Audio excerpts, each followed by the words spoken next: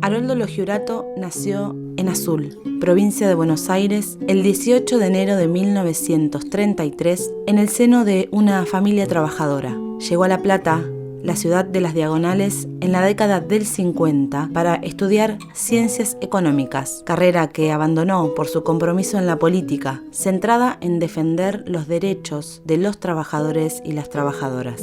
Comenzó a trabajar en el Policlínico San Martín de La Plata, donde se convierte en uno de los principales referentes combativos de la región. El 16 de junio de 1955 se produjo uno de los hechos más trágicos en la historia argentina, el bombardeo a Plaza de Mayo, que pretendía matar al presidente democrático, el general Perón. Intervienen a los principales sindicatos y proscriben al peronismo desde la violencia. En este contexto, Loggiurato participó junto a otros jóvenes militantes del armado de la resistencia peronista, que se organizaban clandestinamente contra la dictadura de Lonardi y luego Aramburu, con su proceso de desperonización. Esta dictadura fue conocida como Revolución Libertadora o Revolución Fusiladora por los fusilamientos cometidos a militantes, dirigentes gremiales y peronistas. Haroldo empieza a trabajar ahí en el Policlínico. La relación que tenían los empleados en aquella época de ese hospital era la Asociación Trabajadores del Estado. Pero la asociación precisamente venía de atravesar un momento muy crítico. Había sido intervenida nacionalmente. Los asuntos de la Asociación Trabajadores del Estado se trataban y se debatían dentro de la intervención militar de Patrón Laplacet en la Confederación General del Trabajo. La sede del Nacional de los Estatales estaba cerrada con un candado, acá en la avenida Belgrano 2527, y en cuanto a la mayor parte de las seccionales habían sido intervenidas o disueltas. Uno de esos casos era el de la Federación La Plata, y todavía existía, por decreto, la prohibición de normalizar cualquier organización sindical a partir de la presencia de dirigentes que hayan tenido una trayectoria militante en el peronismo. Entonces se buscaba a los que fueron conniventes de la dictadura, a partidos políticos que habían apoyado el golpe de Estado y que tuvieran dirigentes vinculados al Estado para poder normalizar las respectivas seccionales. En este contexto, Loggiurato, junto con sus compañeros, se proponen recuperar la Asociación de Trabajadores del Estado en La Plata, ATE, que estaba intervenida por un grupo de viejos socialistas que no se distinguían precisamente por la acción. Se evidenciaban en no más de 40 cotizantes y 150 afiliados, lo que daba cuenta del estado de abandono en el que se hallaba el gremio. Para ese entonces, el grupo de jóvenes protagonizado por Loggiurato, Eugenio Horaciuk, Oscar Giocolini y Babi Molina se propusieron reanimar la actividad sindical. En 1957 convocan a una asamblea con el fin de aprobar una serie de cuestiones administrativas como la memoria y balance, ocasión que aprovecharon para conformar una nueva comisión provisoria hasta la normalización definitiva del gremio. La nueva conducción logró sumar a más de 7.000 trabajadores platenses y conformar una comisión definitiva. Por otra parte, la actividad de Loggiurato se había extendido participando del Congreso Normalizador de la Confederación General del Trabajo de la República Argentina, la CGT, y de la conformación de las 62 organizaciones en agosto de 1957. Y es así que normalizan la seccional y empieza la trayectoria sindical de Loggiurato en una gestión muy importante, muy buena, a la par de que él empieza a militar en la resistencia peronista. La resistencia peronista tenía como su principal bandera reivindicativa el regreso del líder al poder, Juan Domingo Perón.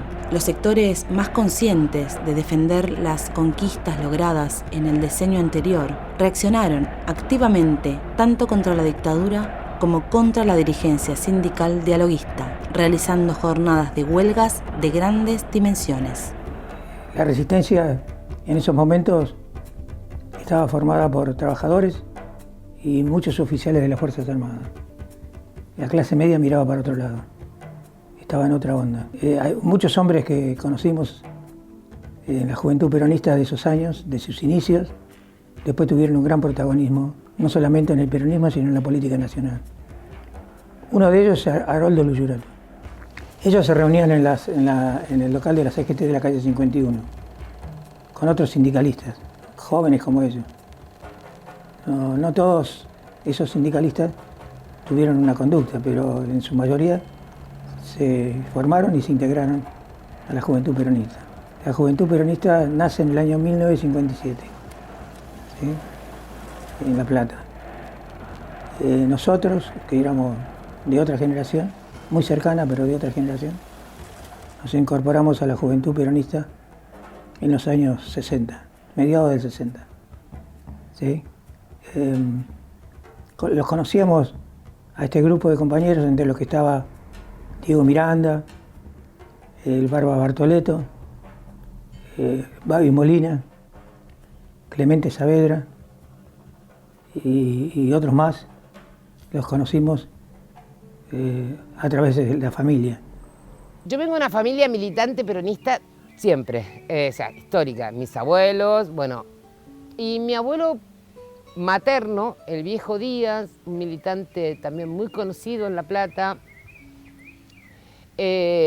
mandó a mi mamá a hacer teatro en la CGT.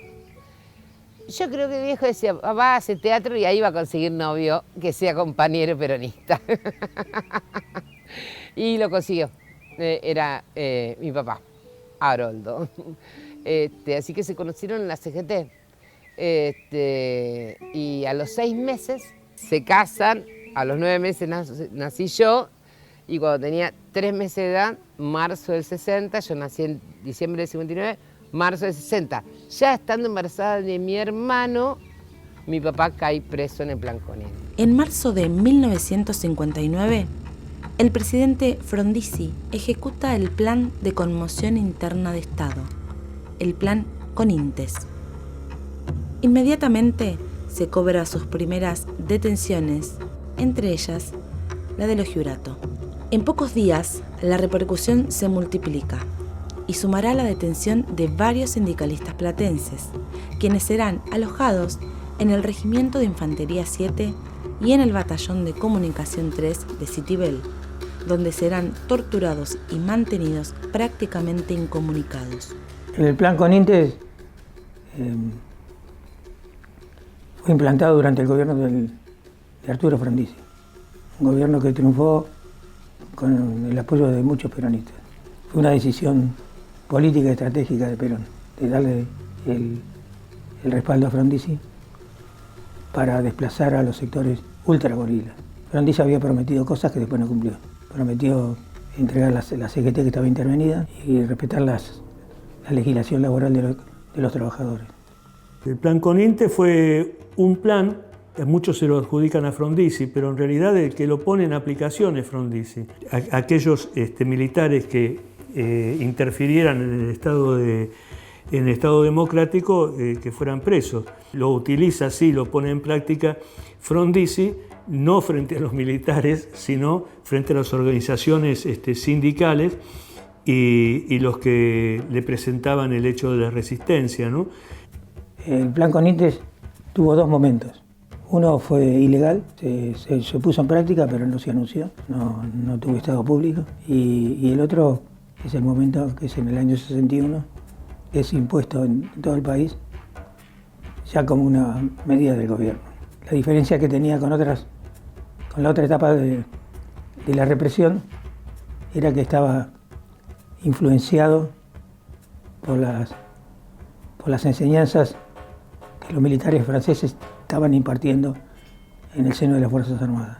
Durante el gobierno del general Aramburu, el gobierno de facto hizo un acuerdo institucional entre las Fuerzas Armadas argentinas y las Fuerzas Armadas francesas para instruir oficiales de todas las fuerzas en la doctrina de la contrainsurgencia. Que en ese momento los franceses tomaban la delantera en esa propuesta, con su experiencia en Indochina y en Argelia. Así que llegaron dos oficiales del ejército francés. Lo primero que hicieron fue un operativo que le denominaron Hierro, y el segundo Hierro Forjado. Ese operativo consistía en cuadricular el país en zonas, subzonas y áreas.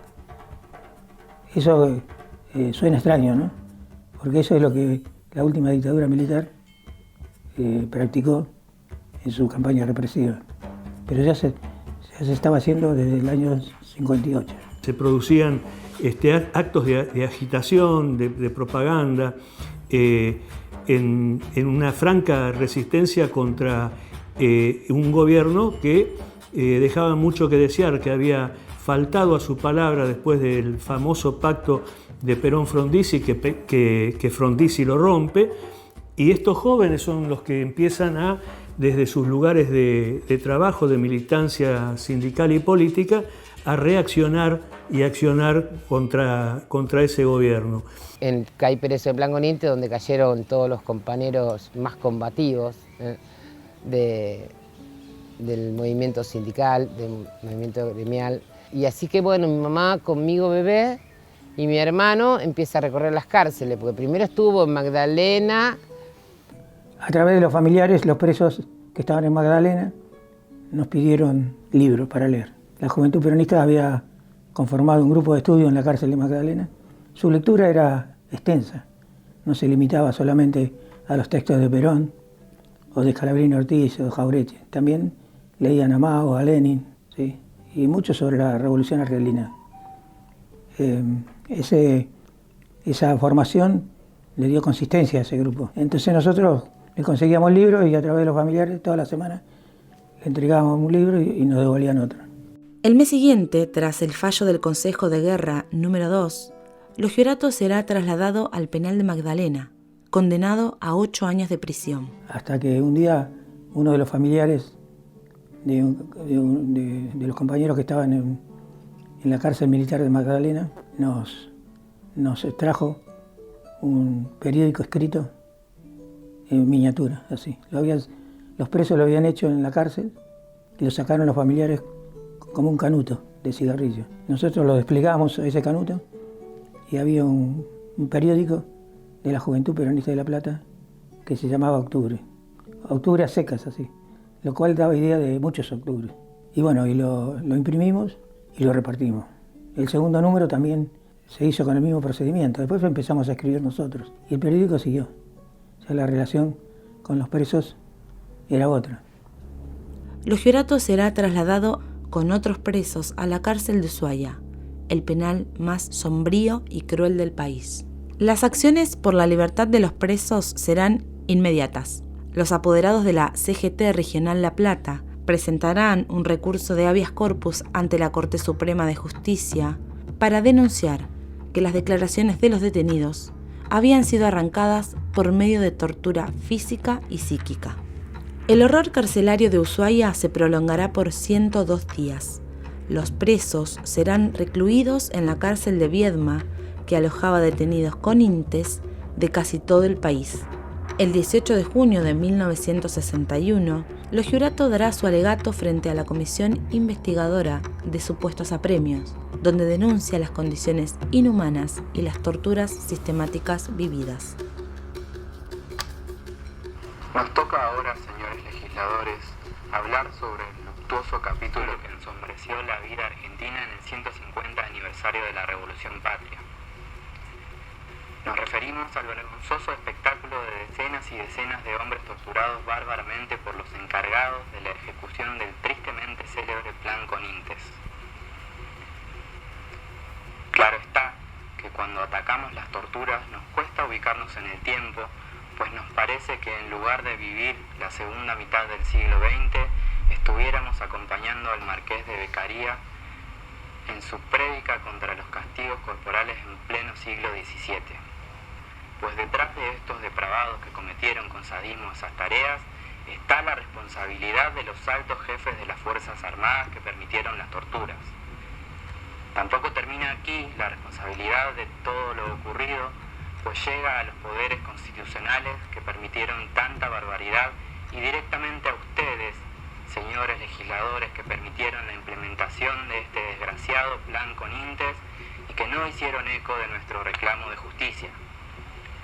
Pero esta responsabilidad ya no solo existe con las víctimas y sus familiares, sino que se agiganta en cuanto se plantea frente a todo el pueblo argentino, justamente indignado por tanta arbitrariedad y avasallamiento. Nada más.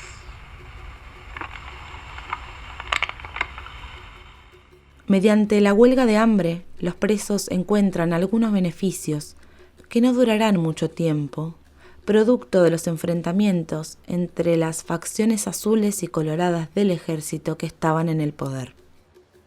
Y después, lo pasaron al Chaco y lo que me contaba mamá, que en el Chaco cuando en una vuelta que va, los compañeros le dicen, su marido es más importante afuera que adentro, y armaron el escape de la cárcel del Chaco. Lo que sé es que él tenía que pedir ir al médico y lo llevaban al hospital. Él pide, pero después dice que no lo van a llevar, entonces informa a los compañeros afuera que no se iba a hacer. Él sabía todo el recorrido que era desde el hospital, cómo tenía que hacer la huida. Y a último momento, él ya había avisado afuera de que se suspendía. Y a último momento le dicen que sí, que lo van a llevar. Y el tipo que era re loco, mi viejo, se escapó igual. Sin el apoyo logístico de afuera, pero porque sabía todo el recorrido. Y él se escapó y estuvo, en la clandestinidad. Volvió a La Plata, no sé cómo hizo eso, pero estuvo en la clandestinidad hasta que hubo una amnistía, no me acuerdo de qué gobierno. Eso fue en el 63. El 12 de septiembre de 1963, mediante el decreto de amnistía, Lo Giurato recupera su libertad y deja su vida de clandestinidad. Comienza a trabajar en una fundición de la calle 57 y 20 de La Plata y retoma sus actividades en la Asociación de Trabajadores del Estado. Entre 1964 y 1968, Lo Giurato con Miranda, compañero de ATE, formaban el Dele Dele, una agrupación de tendencia peronista marxista que apoyaba y retomaba la experiencia de la Revolución Cubana. En fusión con otras organizaciones que proponen las mismas ideas, conforman la guerrilla urbana GEL, Guerrilla del Ejército Libertador.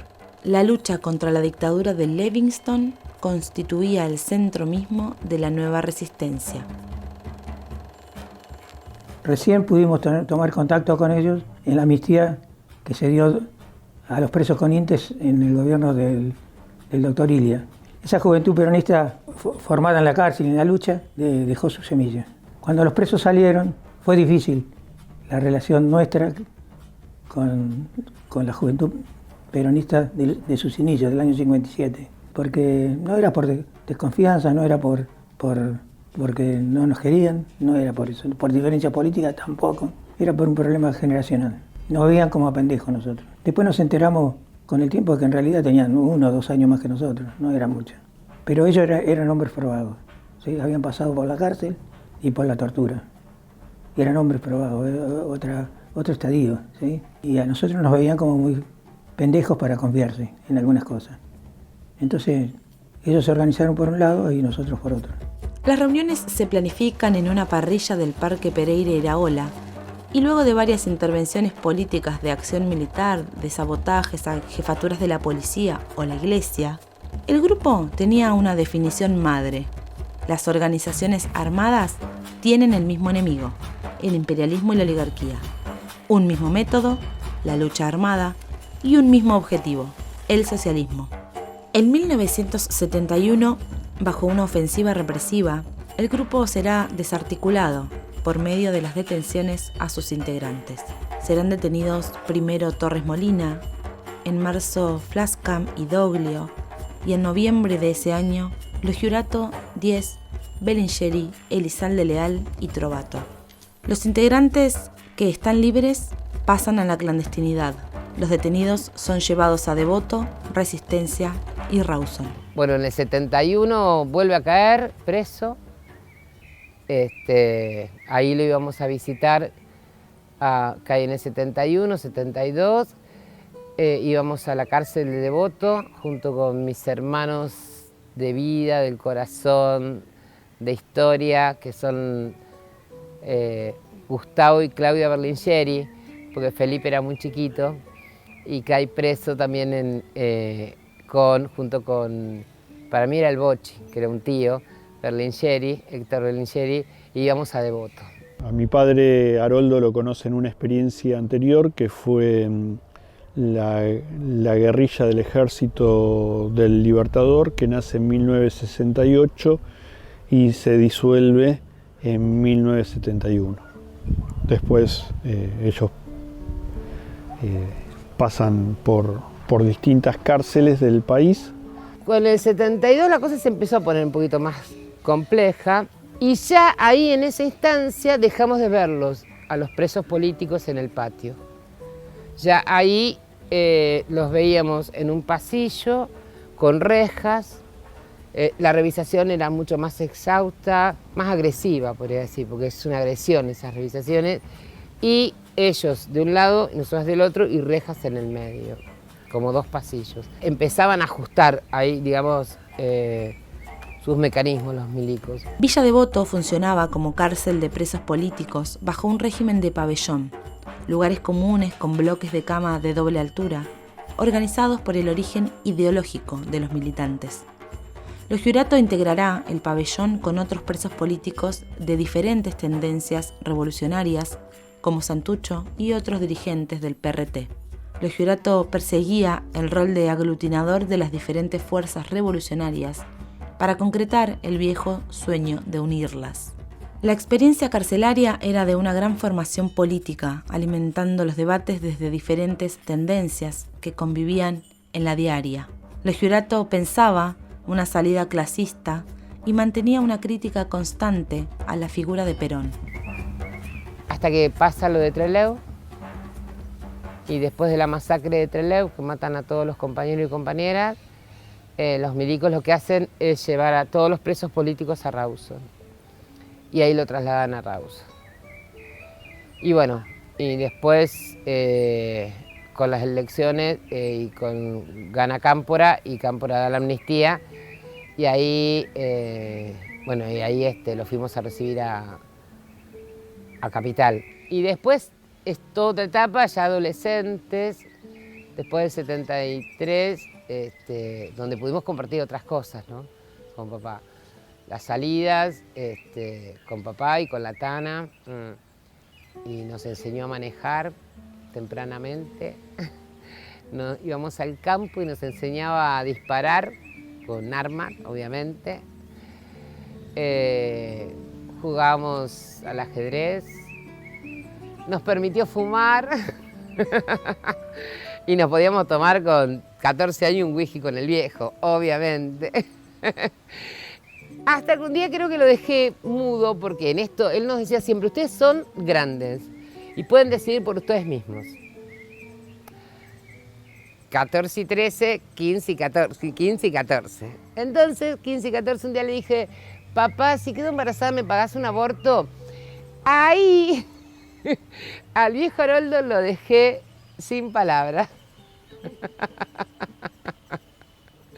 Y eran otras épocas, pero él nos había hecho así, que pensáramos así, y bueno, pero quedó un poquito sorprendido. En 1974, los Giurato, junto a sus compañeros del GEL y otras fracciones provenientes del peronismo y el marxismo, constituyen el Partido Revolucionario de los Obreros Argentinos. Dentro de la juventud peronista, el grupo lleva a un representante como diputado, Ortega Peña. El 1 de julio fallece el general Perón y el 31 de julio es asesinado en manos de la AAA Ortega Peña. El Partido Revolucionario de los Obreros Argentinos es una conformación que se da después del asesinato de Ortega Peña en el centro de la capital federal. Hay una comunión entre Haroldo Lugirato, que era la conducción del PROA, y Eduardo Luis Duhalde, que venían editando juntos la revista Militancia, que la revista Militancia, después del asesinato de Ortega Peña, se convierte en Militancia para la construcción del Partido Revolucionario de los Obreros Argentinos. O sea, era un partido revolucionario en construcción. Hay que rescatar algo del Partido Revolucionario de los Obreros Argentinos, que en su composición tenía una gran cantidad de mujeres. Liliana Galetti, Gloria Weinstein, María Bedoyan, Alicia Constrixiani y Virginia Allende Calace. Virginia Allende Calace y Liliana Galetti, dos mujeres dedicadas a la educación. Liliana, profesora de historia y geografía, y Virginia era profesora de historia y de geografía también. Muy reconocidas en el ámbito académico de la Universidad de La Plata.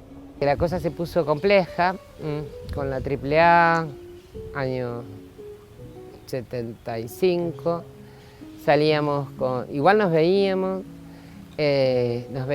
y cuando subíamos al auto con Fabián hacíamos unas cuadras, y cuando papá decía, bueno, ahora cerrarse, cerrábamos los ojos y no sabíamos a dónde íbamos. Eran medidas de seguridad, nosotros teníamos muy en claro que eran medidas de seguridad y nos criamos con eso. Y bueno, un día viene papá en, no sé, septiembre, octubre de 75, y le dice, mamá, sacarlos de acá. Yo siempre digo, le debo la vida a mi viejo. Yo era delegada de mi división por el boleto secundario, yo le debo la vida a mi viejo. Estoy viva gracias a él. Después, en marzo volvemos con Fabián a visitarlo, en marzo del 76, antes del golpe. Fin de febrero, primeros días de marzo. Lo vemos, siempre, bueno, con todos los cuidados. Volvemos a Viedma, empezábamos la escuela, no era fácil el exilio. Tenían una concepción de autopreservación y preservaron los núcleos militantes, los sostuvieron hasta junio de 77, que es donde se produce el secuestro de la mayoría de los militantes del PROA. Con el golpe de Estado cívico-eclesiástico-militar de 1976, se dio comienzo al autodenominado Proceso de Reorganización Nacional, la más atroz dictadura que se extendió por más de 7 años y que tuvo como consecuencia la desaparición de 30.000 personas, perpetuando un genocidio. Las tareas del Partido PROA será la conformación de una comisión de derechos humanos que centralizará la denuncia en el exterior del país de la creciente represión perpetrada con formas ilegales. En manos del accionar de la AAA y de las fuerzas parapoliciales, junto a los grupos fascistas del peronismo como el Comando Nacionalista Universitario, CNU, el Comando de Organización, CDO, y las patotas sindicales, sino que había, cada día, muestras de un claro involucramiento en aquel accionar clandestino de miembros de las Fuerzas Armadas. Los integrantes de PROA entendían que para concretar la tarea de derrocar la dictadura era necesario exiliarse y armar una campaña de denuncia contra la dictadura argentina para que la presión desde afuera y adentro hiciera caerla. Lugirato decide que dejará el país una vez que pueda garantizar a sus compañeros y compañeras del partido su sustento económico por lo menos de un año. Los militantes de Proa, en clandestinidad, se reunían en la quinta de Marcos Paz, una zona que tenía un sentido táctico, ya que estaba alejada del centro geográfico de la represión más dura. Un sitio no contaminado para garantizar la supervivencia. La había comprado Lo Giurato, con un nombre falso, y el casero era Belingeri, el Bocha, un tornero encargado de arreglar y limar las armas. Y mi hermano al año decide volver con papá y bueno, llega en marzo y en junio, el 12 de junio del 77, es que hay una masacre en Marcos Paz, que era una quinta que habían comprado los compañeros y las compañeras, donde, bueno, ahí está también el Bochi Berlingeri, que estaba en la casa, y bueno, y ahí es que desaparecen todos y todas los compañeros del Proa. En junio del 77, Proa contaba más o menos con 27 integrantes y fueron secuestrados 12 militantes y algunos otros también, ¿no? Después, más tarde. En la tercera etapa de su grupo, que fue la etapa de Proa, organizaron en el año 77 una reunión para planificar, encontrarse y distribuir tareas. Esa reunión fue detectada por los servicios de inteligencia del ejército, rodeada, y se produjo un enfrentamiento. El sábado 11 de junio se realizó lo que se conoce como la masacre de Marcos Paz, una emboscada a los militantes del Proa que intentaban llegar a la quinta en automóviles diferentes, tomando distintos caminos, como preveían las normas de seguridad de las organizaciones revolucionarias en una vida clandestina. Lo Giurato manejaba un Citroën. Viajaba junto a Galletti y Fabián Lo Giurato, de 16 años, que había regresado un par de meses antes de Viedma, donde vivía con su madre y su hermana. En la quinta, luego de un enfrentamiento, fueron asesinados el Bocha Belingeri, Ignacio Ikonikov y Pedro Insaurralde. Para el domingo al mediodía, el grupo Proa había sido fuertemente golpeado. Los testimonios registran un acontecer represivo en el establecimiento en la quinta. Pero nosotros no supimos hasta 1984 a dónde habían sido secuestrados. En esta casa llegamos por Eduardo Luis Duhalde. Mis hermanos hacen contacto con la familia Sánchez de acá de Marcos Paz.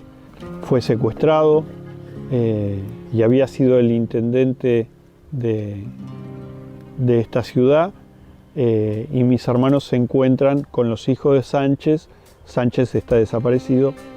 Con esa información que había dado Eduardo, se llega a este lugar. Yo no tenía dimensión de lo que significaba mi viejo para los compañeros. Mi papá era un militante, pero no tenía dimensión yo de lo que era para los compañeros. Lo tuve cuando fui más grande, cuando ya él no estaba. Pues bueno, para mí era mi papá. Presente, siempre muy presente. Y bajando línea. Adoctrinándonos. Siempre en una actitud de lucha por el pueblo, ¿no? Y el amor al pueblo, que eso es lo que me transmitió. El amor al pueblo y esa patria para todos y todas en serio. La verdad que nunca lo vi preocupado en qué lugar de qué lista o peleando esas cosas. Siempre extraño no poder tener una charla con él política. Porque creo que era un tipo muy inteligente. Lo que sí ha sido, lo que me ha fortalecido políticamente, ideológicamente, son sus cartas, que las tengo, que las leo y que muchas parece que las hubiera escrito hoy. Ese es el gran tesoro. Yo creo que la mayor enseñanza que pueden recibir los pueblos está en su propia historia. Por supuesto que hay que ver historia de otros países y de otros movimientos, que nos aportan muchas cosas, pero lo central es conocer nuestra historia. Sin un conocimiento del pasado, es un vacío que está a nuestras espaldas. Es imposible percibir el futuro. Entonces, la memoria es una construcción social. No se habla de memoria individual, siempre es grupal. Y es una memoria crítica, que se hace desde el presente. La memoria no es un archivo que uno va, tiene un tema, saca una ficha y lo lee. No. Es una construcción que se hace entre pares, entre compañeros y entre grupos, y entre la sociedad. La construcción de la memoria es permanente. El otro día me preguntaron cómo se construía la memoria. Que vieron qué pasó en el Regimiento 7 de La Plata. Había un cartel que lo identificaba como un centro clandestino de detención y aniquilamiento. Y un día desapareció el cartel. Y bueno, fuimos y pusimos otro. ¿Sí? Y así se construye la memoria, persistiendo. Te sacan un cartel, pones otro. Te sacan una baldosa, pones otra. Tenés que escribir sobre esa historia. Hay que hacer actos. No importa si el acto va a mucha gente o poca gente. No es importante que el acto se haga porque eso trasciende. Y en esa disputa de la memoria no nos va tan mal a nosotros. No nos va tan mal. No se puede hablar de victorias o derrotas en la construcción de la memoria, pero no nos va mal. Lo nuestro es un ejemplo para otros países del mundo que le ha costado mucho esfuerzo y han tenido pocos logros. Pero la memoria es algo fundamental en la formación de las nuevas generaciones. Viste que hay palabras, yo tengo palabras y frases de mi viejo que me quedaron grabadas en la mente, en el corazón, en la piel la tengo. Papá me decía, hija, el mundo camina al socialismo. En los 90 decía, ¿qué pasó, viejo? Te lo juro que sí. Y todavía tenía mi abuela viva, la mamá de él, que falleció a los 93 años. Y decía, abuela, ¿y hoy papá dónde estaría? ¿Dónde estás vos? ¿Viste? Que estábamos peleando el peronismo a Menem, obviamente. Pero digo, ¿qué pasó, papá? Y lo que pasó fue que se llevaron 30.000. Eso fue lo que pasó. Y 30.000 en la Argentina, pero se llevaron miles de otros países y más de nuestra América Latina. Eso fue lo que pasó. El mundo caminaba al socialismo. Porque además lo único que lo puede salvar al mundo, eso estoy convencida. Pero bueno, por eso fueron los 30.000. Para eso era, para que el mundo no caminara al socialismo, decía mi viejo. La verdad que los compañeros luchaban por amor, justamente, por amor al pueblo, por una patria más justa, en contra de los poderosos, ¿viste? Y bueno, eso fue lo que transmitió y estoy tremendamente orgullosa de mi viejo. Gran Haroldo, gran Haroldo.